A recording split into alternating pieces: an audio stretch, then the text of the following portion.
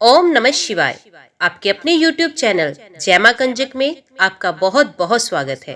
भगवान भोलेनाथ व माता पार्वती की कृपा आप और आपके परिवार पर सदा सर्वदा बनी रहे।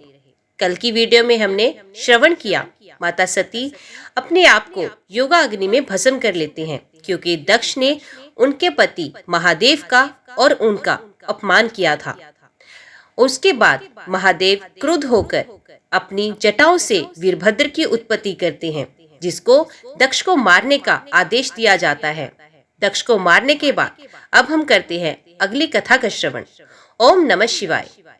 आप लोगों से एक निवेदन है, अगर आप कथा सुनने आए हैं तो कथा को शुरू से लेकर अंत तक जरूर सुनिएगा, क्योंकि कथा का पूर्ण फल कथा को पूरा सुनने से ही मिलता है और आपके घर में सुख समृद्धि की कोई कमी नहीं रहती। ओम नमः शिवाय। सूत जी कहते हैं, हे महर्षियों, ब्रह्मा जी के द्वारा कही हुई कथा को सुनकर नारद जी आश्चर्यचकित हो गए तथा उन्होंने ब्रह्मा जी से पूछा कि भगवान विष्णु शिव जी को छोड़कर अन्य देवताओं के साथ दक्ष के यज्ञ में क्यों चले गए? क्या वे अद्भुत पराक्रम वाले भगवान शिव को नहीं जानते थे?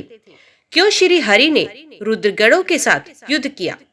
कृपया कर मेरे अंदर उठने वाले इन प्रश्नों के उत्तर देकर मेरी शंकाओं का समाधान कीजिए।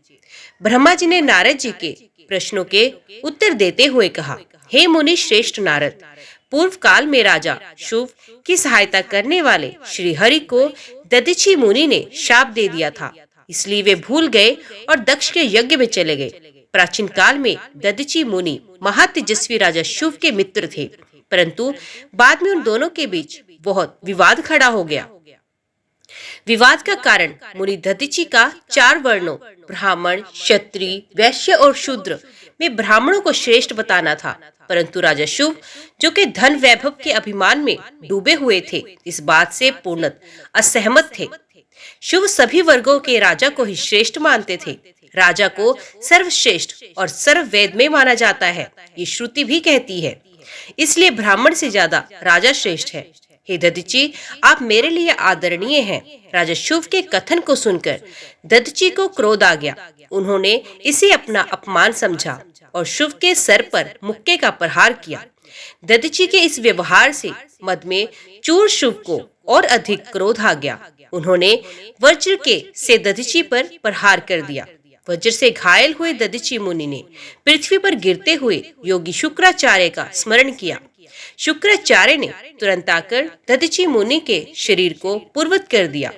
शुक्राचार्य ने दधीचि से कहा कि मैं तुम्हें महामृत्युंजय मंत्र का प्रदान करता हूँ, त्र्यंबकम यजामहे, अर्थात हम तीनों लोगों के पिता भगवान शिव, जो सूर्य, सोम और अग्नि तीनों मंडलों के पिता हैं, सत्व, रज और तम आदि तीनों गुणों के महेश्वर हैं, जो आत्म तत्व, विद्या तत्व और शिव तत्व, पृथ्वी, जल व तेज सभी के स्रोत हैं, जो ब्रह्मा, विष्णु और शिव तीनों आधारभूत देवताओं के भी ईश्वर महादेव हैं, उनकी आराधना करते हैं। सुगंधिम पुष्टि वर्धनम, अर्थात जिस प्रकार फूलों में खुशबू होती है, उसी प्रकार भगवान शिव भूतों में, गुणों में, सभी कार्यों में, इंद्रियों में, अन्य देवताओं में और अपने प्रिय गणों में सारभूत आत्म के रूप में समाये हैं। उनकी सुगंध से ही सबकी ख्याति एवं प्रसिद्धि है। पुष्टि वर्धनम, अर्थात वे भगवान शिव की प्रकृति का पोषण करते हैं। वे ही ब्रह्मा, विष्णु, मुनियों एवं सभी देवताओं का पोषण करते हैं। उर्वा ऋक्विक बंधना मृत्यु मोक्षय मामृता, अर्थात जिस प्रकार खरबूजा पक जाने पर लता से टूटकर अलग हो जाता है, उसी प्रकार मैं भी मृत्यु रूपी बंधन से मुक्त होकर मोक्ष को प्राप्त करूं। हे रुद्रदेव, आपका स्वरूप अमृत के समान है। जो पुण्य कर्म, तपस्या, स्वाध्याय, योग और ध्यान से उनकी आराधना करता है, उसे नया जीवन प्राप्त होता है। भगवान शिव अपने भक्त को मृत्यु के बंधन से मुक्त कर देते हैं और उसे मोक्ष प्रदान करते हैं। जैसे उर्वारुक अर्थात ककड़ी को उसकी बेल अपने बंधन में बांधे रखती है और पक जाने पर स्वयं ही उसे बंधन मुक्त कर देती है, ये महामृत्युंजय मंत्र संजीवनी मंत्र है। तुम नियम पूर्वक भगवान शिव का स्मरण करके इस मंत्र का जाप करो। इस मंत्र से अभिमंत्रित जल को पियो। इस मंत्र का जाप करने से मृत्यु का भय नहीं रहता। इसके विधिवत पूजन करने से भगवान शिव प्रसन्न होते हैं। वे सभी कार्यों की सिद्धि करते हैं तथा सभी बंधनों से मुक्त कर मोक्ष प्रदान करते हैं। ब्रह्मा जी बोले, नारद, दधीचि मुनि को इस प्रकार उपदेश देकर शुक्राचार्य अपने निवास में चले गए। उनकी बातों का दधीचि मुनि पर बड़ा प्रभाव पड़ा और वे भगवान शिव का स्मरण कर उन्हें प्रसन्न करने के लिए तपस्या करने वन को चले गए। वन में उन्होंने प्रेम पूर्वक भगवान शिव का चिंतन करते हुए उनकी तपस्या आरंभ कर दी। दीर्घ काल तक वे महामृत्युंजय मंत्र का जाप करते रहे। उनकी इस निस्वार्थ भक्ति से भक्त वत्सल भगवान शिव प्रसन्न होकर उनके सामने प्रकट हो गए। दधीचि ने दोनों हाथ जोड़कर शिव जी को प्रणाम किया। उन्होंने महादेव जी की बहुत स्तुति की। शिव ने कहा, मुनि श्रेष्ठ दधीचि, मैं तुम्हारी इस उत्तम आराधना से बहुत प्रसन्न हुआ। तुम वर मांगो, मैं तुम्हें मनोवांछित वस्तु प्रदान करूंगा। ये सुनकर दधीचि हाथ जोड़कर नतमस्तक होकर कहने लगे, हे देवाधिदेव, करुणा निधान महादेव जी, अगर आप मुझ पर प्रसन्न हैं तो कृपा कर मुझे 3 वर प्रदान करें। पहला ये कि मेरी अस्थियां वज्र के समान हो जाएं। दूसरा, कोई मेरा वध ना कर सके, अर्थात मैं हमेशा अवध्य रहूं। और तीसरा कि मैं हमेशा अधीन रहूं, कभी दीन ना हूं। शिवजी ने तथास्तु कहकर 3 वर दधीचि को प्रदान किए। तीनों मनचाहे वरदान मिल जाने पर दधीचि मुनि बहुत प्रसन्न थे। वे आनंद मगन होकर राजा शुभ के स्थान की ओर चल दिए। वहां पहुंचकर दधीचि ने शुभ के सर पर लात मारी। शुभ विष्णु जी का परम भक्त था। राजा होने के कारण वे भी अहंकारी था। उसने क्रोधित हो तुरंत दधीचि पर वज्र से प्रहार किया, परंतु शुभ के प्रहार से दधीचि मुनि का बाल भी बांका न हुआ। ये सब महादेव जी के वरदान से हुआ। ये देखकर शुभ को बड़ा आश्चर्य हुआ। तब उन्होंने वन में जाकर इंद्र के भाई मुकुंद की आराधना की।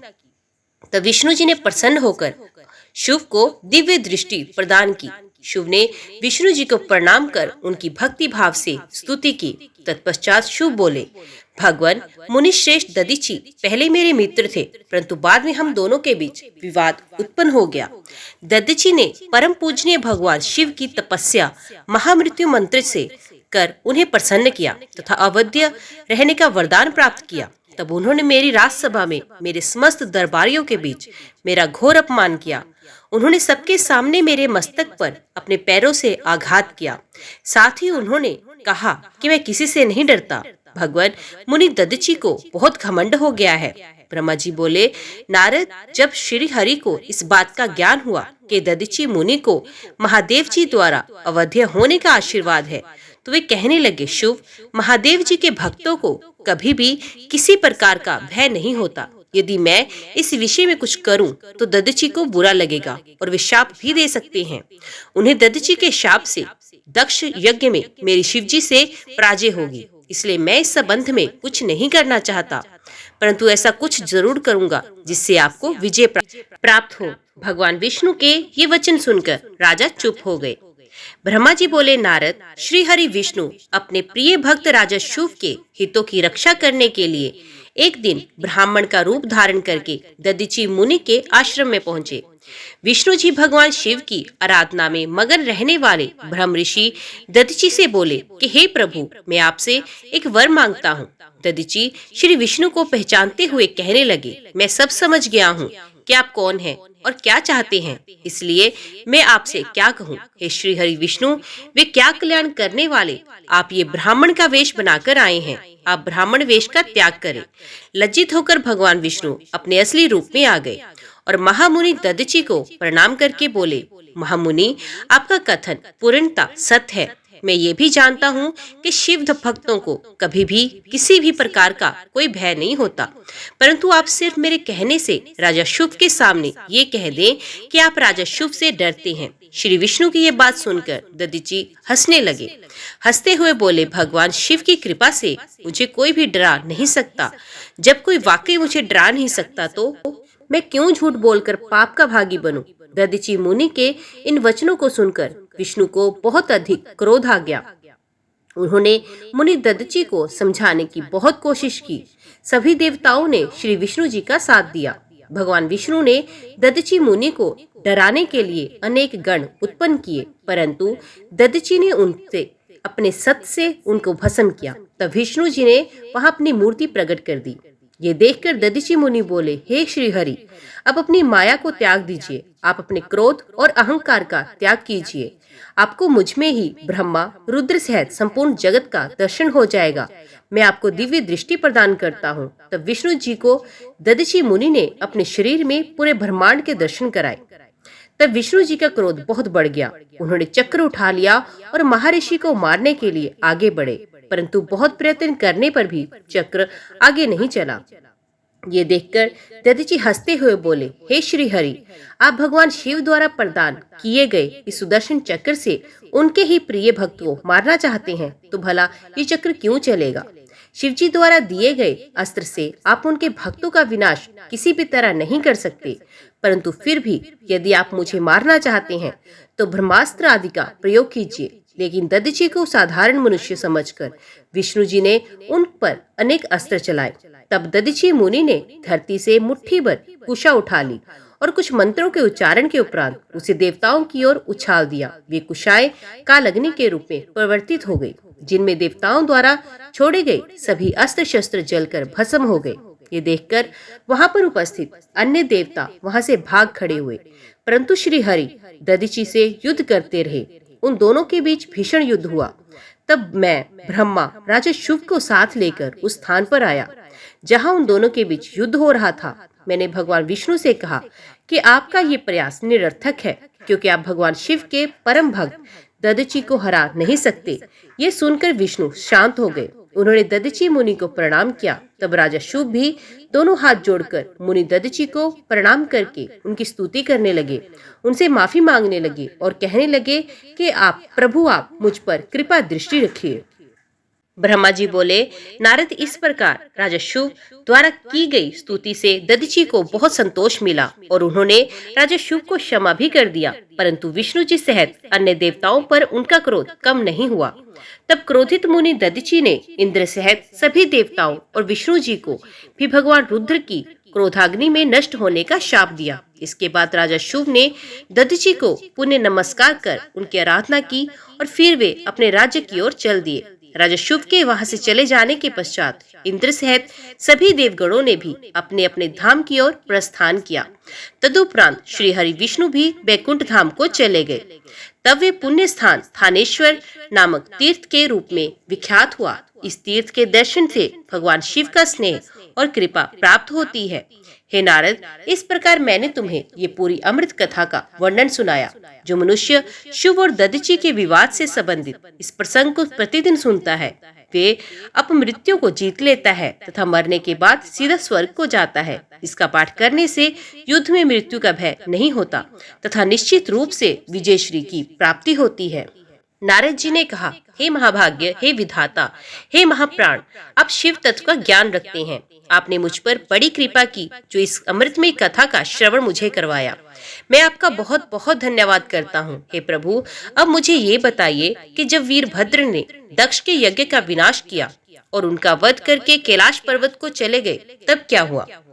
तब ब्रह्मा जी बोले, हे मुनिश्रेष्ठ नारद, जब भगवान शिव द्वारा भेजी गई उनकी विशाल सेना ने यज्ञ में उपस्थित सभी देवताओं और ऋषियों को पराजित किया और उन्हें पीट पीट कर वहां से भाग जाने को मजबूर किया, तो वे सभी वहां से भागकर मेरे पास आए। उन्होंने मुझे प्रणाम करके मेरी स्तुति की तथा वहां का सारा वृतांत मुझे सुनाया।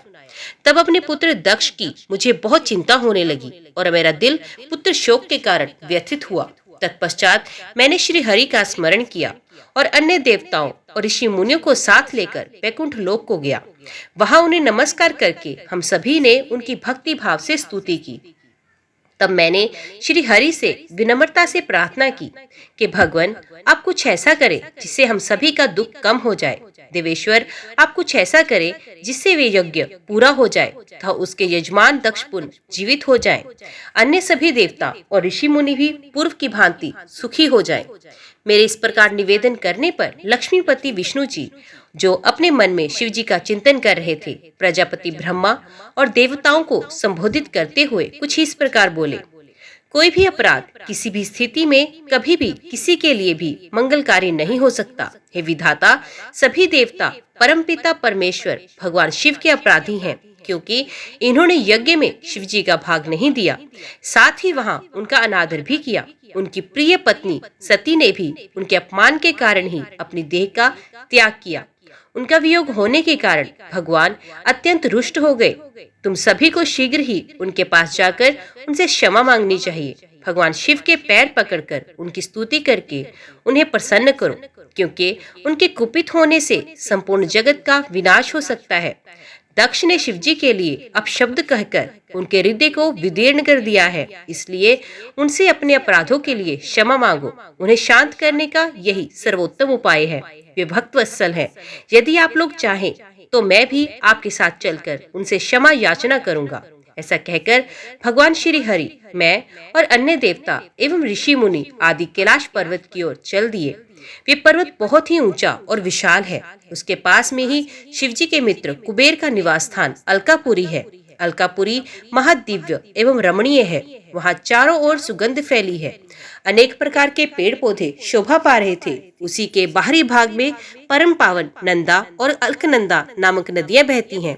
इनका दर्शन करने से मनुष्य को सभी पापों से मुक्ति मिल सकती है। हम लोग अलकापुरी से आगे उस विशाल वट वृक्ष के पास पहुंचे, जहां दिव्य योगियों द्वारा पूजित भगवान शिव विराजमान थे। वे वट वृक्ष से 100 योजन ऊंचा था तथा उसकी अनेक शाखाएं 75 योजन तक फैली हुई थी। वे परम पावन तीर्थ स्थल है। वहां भगवान शिव अपनी योग आराधना करते हैं। उस वट वृक्ष के नीचे महादेव जी के चारों ओर उनके गण थे और यज्ञों के स्वामी कुबेर भी बैठे हुए थे। तब उनके निकट पहुंचकर विष्णु आदि समस्त देवताओं ने अनेकों बार नमस्कार कर उनकी स्तुति की। उस समय शिवजी ने अपने शरीर पर भस्म लगा रखी थी और वे कुशासन पर बैठे थे और ज्ञान का उपदेश दे वहां उपस्थित गणों को दे रहे थे।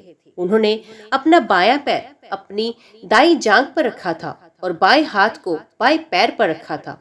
उनके दाएं हाथ में रुद्राक्ष की माला थी। भगवान शिव के साक्षात रूप का दर्शन कर विष्णु जी और सभी देवताओं ने दोनों हाथ जोड़कर और अपने मस्तक को झुकाकर दयासागर परमेश्वर शिव से क्षमा याचना की और कहा, हे प्रभु, आपकी कृपा के बिना हम नष्ट भ्रष्ट हो गए हैं। अतः प्रभु, आप हम सबकी रक्षा करें। भगवान, हम आपकी शरण में आए हैं, हम पर अपनी कृपा दृष्टि बनाए रखें। इस प्रकार सभी देवता व ऋषि मुनि भगवान शिव का क्रोध कम करने के लिए और उनकी प्रसन्नता के लिए प्रार्थना करने लगे।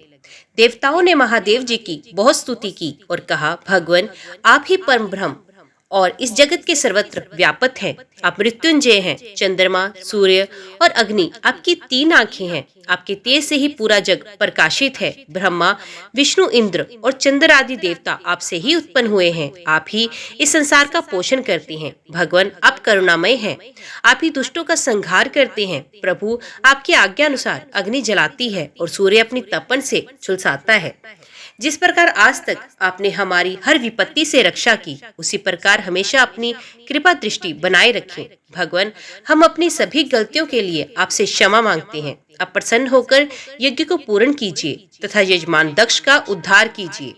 वीरभद्र और महाकाली के प्रहारों से घायल हुए सभी देवताओं व ऋषियों को आरोग्य प्रदान करें। उन सभी की पीड़ा को कम करें। हे शिव जी, आप प्रजापति दक्ष के अपूर्ण यज्ञ को पूर्ण कर दें और दक्ष को पुनर्जीवित कर दें। भग ऋषि को उनकी आंखें, पूषा को दांत प्रदान करें। साथ ही जिन देवताओं के अंग नष्ट हो गए उन्हें ठीक कर दें। आप सभी को आरोग्य प्रदान करें। हम आपको यज्ञ में भाग देंगे। ऐसा कहकर हम सभी देवता त्रिलोकीनाथ भगवान महादेव के चरणों में लेट गए। पूरा हमारी स्तुति और अनुनय विनय से भक्त वत्सल भगवान शिव प्रसन्न हुए। वे बोले, हे ब्रह्मा, श्री हरि विष्णु, आपकी बातों को मैं हमेशा मानता हूँ, इसलिए आपकी प्रार्थना को मैं टाल नहीं सकता। परंतु मैं ये बताना चाहता हूँ कि दक्ष के यज्ञ का विध्वंस मैंने नहीं किया। उसके यज्ञ का विध्वंस इसलिए हुआ क्योंकि वे हमेशा दूसरों का बुरा चाहता है, उनसे द्वेष रखता है। परंतु जो दूसरों का बुरा चाहता है उसका ही बुरा होता है। अतः हमें कोई भी ऐसा कार्य नहीं करना चाहिए जिससे किसी को कष्ट हो। तुम्हारी प्रार्थना से मैंने तुम्हें क्षमा किया और तुम्हारी विनती मानकर मैं दक्ष को जीवित कर रहा हूँ। परंतु दक्ष का मस्तक अग्नि में जल गया, इसलिए उनके सर के स्थान पर बकरे का सर जोड़ना पड़ेगा। भग सूर्य के नेत्र के यज्ञ भाग को देख पाएंगे तथा पूषा के टूटे हुए दांत सही हो जाएंगे। मेरे गणों द्वारा मारे गए देवताओं के टूटे हुए अंग भी ठीक हो जाएंगे। भृगु की दाढ़ी बकरे जैसी हो जाएगी। सभी अर्धवर्यु प्रसन्न हो गए। ये कहकर वेदी के अनुसरण करता परम दयालु भगवान शंकर चुप हो गए। तत्पश्चात मैंने और विष्णु जी सहित सभी देवताओं ने भगवान शिव का धन्यवाद किया। फिर देव ऋषियों सहित शिव जी को उस यज्ञ में आने के लिए आमंत्रित किया। हम लोग यज्ञ के स्थान पर गए जहां दक्ष ने अपना यज्ञ आरंभ किया। उस कनखल नामक यज्ञ क्षेत्र में शिवजी पधारे। तब उन्होंने वीरभद्र द्वारा किए गए उस विध्वंस को देखा। स्वाहा स्वधा पूषा तुष्टि धृति समस्त ऋषि पितृ अग्नि व यज्ञ गंधर्व और राक्षस वहां पड़े हुए थे। कितने ही लोग अपने प्राणों से हाथ धो चुके थे। तब भगवान शिव ने अपने परम पराक्रमी सेनापति वीरभद्र का स्मरण किया। याद करते ही वीरभद्र तुरंत वहां पर प्रकट हुए और उन्होंने भगवान शिव को नमस्कार किया। तब शिव जी हंसते हुए बोले, हे वीरभद्र, तुमने तो थोड़ी सी देर में सारा यज्ञ विध्वंस कर दिया और देवताओं को भी दंड दे दिया। हे वीरभद्र, तुम इस यज्ञ का आयोजन करने वाले दक्ष को जल्दी से मेरे सामने ले आओ। भगवान शिव की आज्ञा पाकर वीरभद्र गए और दक्ष का शरीर वहां लाकर रख दिया, परंतु उसमें सर नहीं था। दक्ष के शरीर को देखकर शिव जी ने वीरभद्र से पूछा कि दक्ष का सर कहाँ है। तब वीरभद्र ने बताया कि दक्ष का सर काटकर उसने यज्ञ की अग्नि में ही डाल दिया। तब शिव जी के आदेशानुसार बकरे का सिर दक्ष के धड़ में जोड़ दिया गया। जैसे में ही शिव जी की कृपा दृष्टि दक्ष के शरीर पर पड़ी, वे जीवित हुआ। दक्ष के शरीर में प्राण आ गए और वे इस प्रकार उठ बैठा जैसे गहरी नींद से उठा हो। उठते ही उसने अपने सामने महादेव जी को देखा। उसने उठकर उन्हें प्रणाम किया और उनकी स्तुति करने लगा। दक्ष के हृदय में प्रेम उमड़ आया और उसके प्रसन्नचित्त होते ही उसका कुलुषित हृदय निर्मल हो गया। तब दक्ष को अपनी पुत्री का भी स्मरण हो गया। इस कारण दक्ष बहुत लज्जित महसूस करने लगा। तत्पश्चात अपने को संभालते हुए दक्ष ने करुणानिधान भगवान शिव से कहा, हे कल्याण में महादेव जी, आप ही जगत के आदि और अंत हैं। आपने ही सृष्टि की रचना का विचार किया है। आपके द्वारा ही हर जीव की उत्पत्ति हुई है। मैंने आपके लिए अपशब्द कहे और आपको यज्ञ में भाग नहीं दिया। मेरे बुरे विचारों वचनों से आपको बहुत चोट पहुंची है, फिर भी आप मुझ पर कृपा कर यहाँ मेरा उद्धार करने आ गए। भगवान, आप ऐश्वर्य से संपन्न हैं। आप ही परमपिता परमेश्वर हैं। प्रभु, आप मुझ पर एवं यहाँ उपस्थित सभी जनों पर प्रसन्न होइए और हमारी पूजा अर्चना को स्वीकार कीजिए। ब्रह्मा जी बोले, नारद, इस प्रकार भगवान शिव की स्तुति करने के बाद दक्ष चुप हो गए। तब श्री हरि विष्णु जी ने भगवान शिव की बहुत स्तुति की। तत्पश्चात मैंने भी महादेव जी की बहुत स्तुति की। भगवान, आपने मेरे पुत्र दक्ष पर अपनी कृपा दृष्टि की और उसका उद्धार किया। देवेश्वर, अब आप प्रसन्न होकर सभी शापों से हमें मुक्ति प्रदान करें। महामुनि इस प्रकार महादेव जी की स्तुति करके दोनों हाथ जोड़कर और सर झुकाकर खड़ा हो गया। हम सभी देव गणों की स्तुति सुनकर भगवान शिव प्रसन्न हुए और उनका मुख खिल उठा। तब वहां उपस्थित इंद्र सहित अनेक सिद्धों, ऋषियों और प्रजापतियों ने भी भक्त वत्सल करुणानिधान भगवान शिव की अनेकों बार स्तुति की। यज्ञशाला में उपस्थित अनेक उपदेवों, नागों तथा ब्राह्मणों ने भगवान शिव को प्रणाम किया और उनका प्रसन्न मन से स्तवन किया। इस प्रकार सभी देवों के मुख से अपना स्तवन सुनकर भगवान शिव को बहुत संतोष प्राप्त हुआ। ब्रह्मा जी कहते हैं, नारद मुनि, इस प्रकार श्री हरि मेरे देवताओं और ऋषि मुनियों की स्तुति से भगवान शंकर प्रसन्न हुए। वे हम सबको कृपा दृष्टि से देखते हुए बोले, प्रजापति दक्ष, मैं तुम सभी पर प्रसन्न हूँ। मेरा अस्तित्व सबसे अलग है। मैं स्वतंत्र ईश्वर हूँ, फिर भी मैं सदैव अपने भक्तों के अधीन ही रहता हूँ। 4 प्रकार के पुण्य आत्मा मनुष्य ही मेरा भजन करते हैं। उनमें पहला आर्त, दूसरा जिज्ञासु, तीसरा अर्थार्थी और चौथा ज्ञानी है। परंतु ज्ञानी को ही मेरा खास सानिध्य प्राप्त होता है।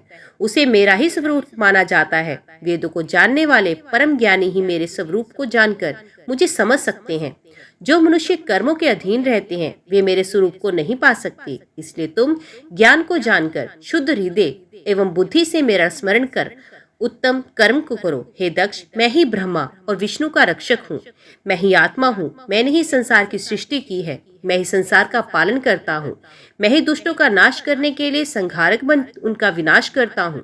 बुद्धिहीन मनुष्य जो कि सदैव संसारिक बंधनों और मोहमाया में फंसे रहते हैं, कभी भी मेरा साक्षात्कार नहीं कर सकते। मेरे भक्त सदैव मेरे ही स्वरूप का चिंतन और ध्यान करते हैं।